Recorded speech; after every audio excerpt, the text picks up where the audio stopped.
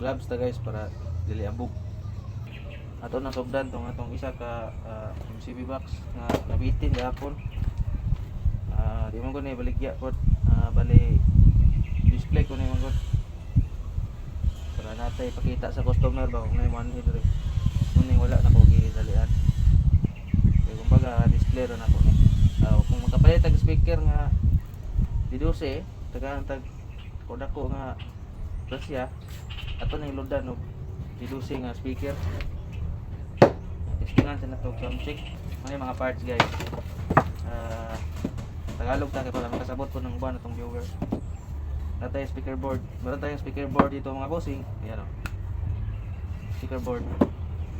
Hindi ko lang dinuble kasi di 12 lang naman to. Tapos pang bahay lang na box na LCB yung gagawin ko. Ayan. Ito yung kanyang speaker board. Tapos ito yung kanyang speaker board brace. Sa likod to mga boss, sa may backbone. Ito. Pero balik kakatingan ko pa yan dito mga boss. Pero mamaya na i-actual ko na lang paglagay ko dito sa 45. Kasi pagkatingan ko siguro meron pang ibang diskarte dito na diretso na.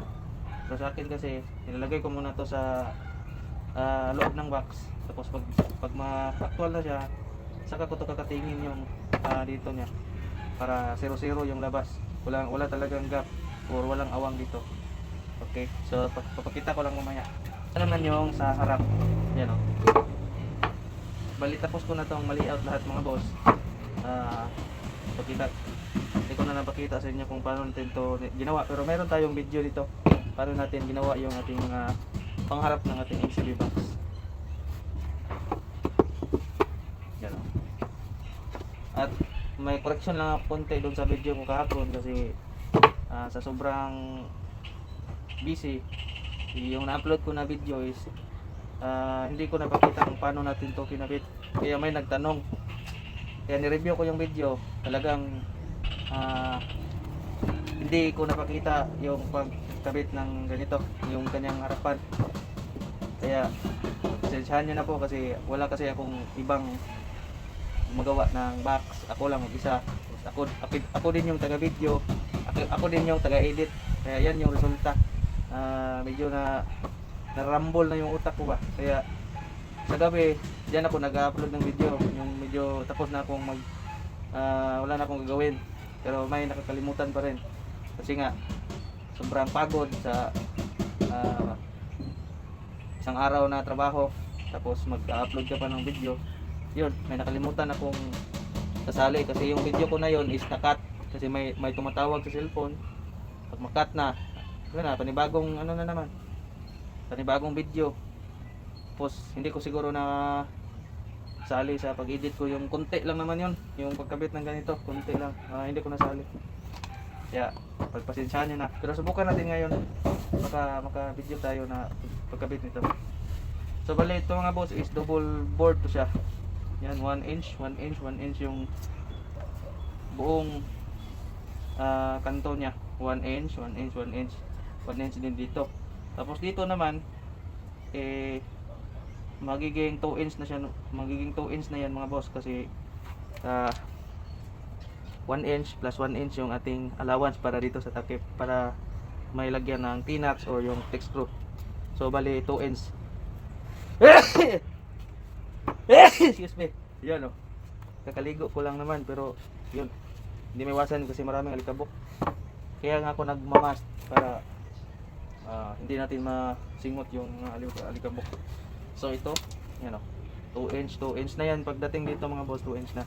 Tapos dito, naglalagay ako ng gap ng report para kakainin yung plywood natin ng ganyan.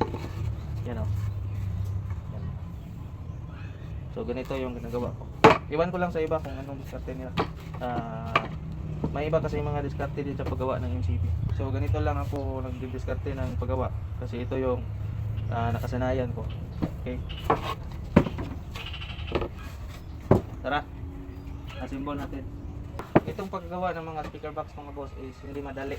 Dapat hindi mo madaliin yung trabaho mo para makuha mo talaga yung saktong quality ng ginagawa mo na speaker box. Kasi pag mamadiliin mo yung pag-build ng ganito, ay sigurado kahit kunting mali mo lang is malaking ano na yan. Dapat pakunti-kunti lang yung details ng yung paggawa ng box.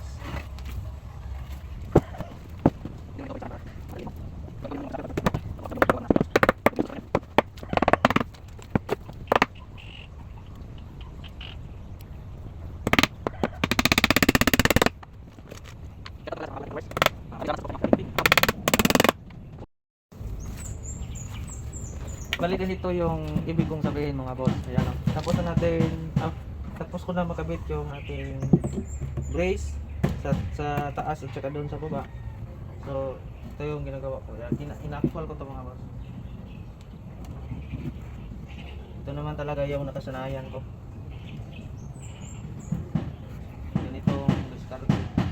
Although medyo matagal siya, pero para sa akin okay lang naman. Hindi naman ako nagmamadali sa mga ginagawa ko na ang sa akin lang talaga is pulido.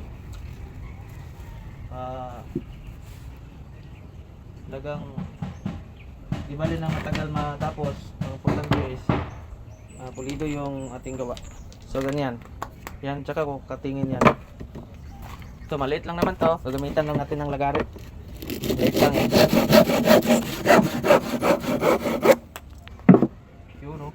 Lapat na lapat yung mga boss. Ayan. Kabit na natin to. At isang paalala mga boss. Wag nyong tipirin sa stick wheel yung ginagawa nyo na box. Kasi yung stick wheel kasi yung nagpapatibay para dikit na dikit yung inyong mga ginagawang speaker box.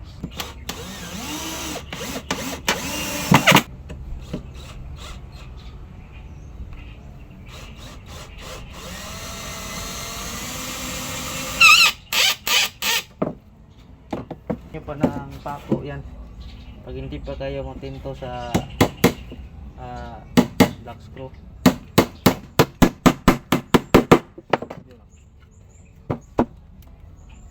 Tapos, yan, pwede nyo na yan isipak. Yun o. So yun. Dito naman tayo mga boss, sa harapan niya. Yung na-miss natin kahapon sa video natin. Dito is iwan ko lang kung anong angle to. Basta binasihan ko lang dito mga boss is yung kanyang sukat dito. Yan, tapos inaktual ko dito yung pagsukat ko para walang awang. Yan. Tapos dito mga boss, ayan. Yung sa gitna na cover. Ayan. Tapos dito. Huwag nyong tipirin yung stick wheel mga boss. Importante yan.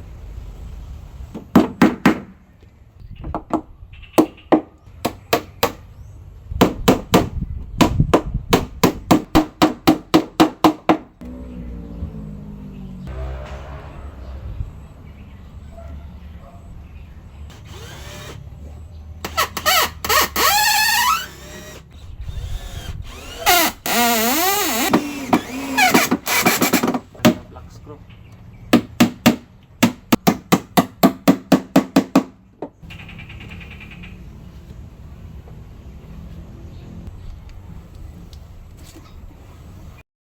Ito na mga boss, tapos na yung ating MCB detailed na ginawa. Ayan o, dalawa na sila mga boss. Yun, ito yung isa yun nangingitim kasi sinunog ko yan ng blowtorch kasi may mga himulmol. Ayan o, itong isa hindi ko pa nasunog yan kasi ngayon lang talaga natapos. Yan, in-overtime natin para matapos kasi may lakad ako bukas. Yan na yung ating MCB detailed mga boss. Ayan o. Ayan, tapos na. Pintura na lang yung kulang nito mga boss. Yan, tapos na din natin to na router, yung ating corner. Ayan o. Yan, medyo malinis na. Dito naman tayo sa likod. Iyon o, naka double speak on na tayo dyan. 2 piraso. Ayan. So yun lang muna mga boss, update ko lang kayo dito pag matapos. So sa mga nagtatanong ng sukat nito, meron na tayong video dyan. So hanapin nyo lang sa ating mga video. Meron na tayong video dito sa ating ginawa na MCB12. Marami-rami na din tayong nagawang MCB12 mga boss. Kaya may isa akong video na ginawan ko ng video na yung sukat nito. Sa mga nagtatanong dyan, hanapin nyo na lang doon sa mga video ko. Alright.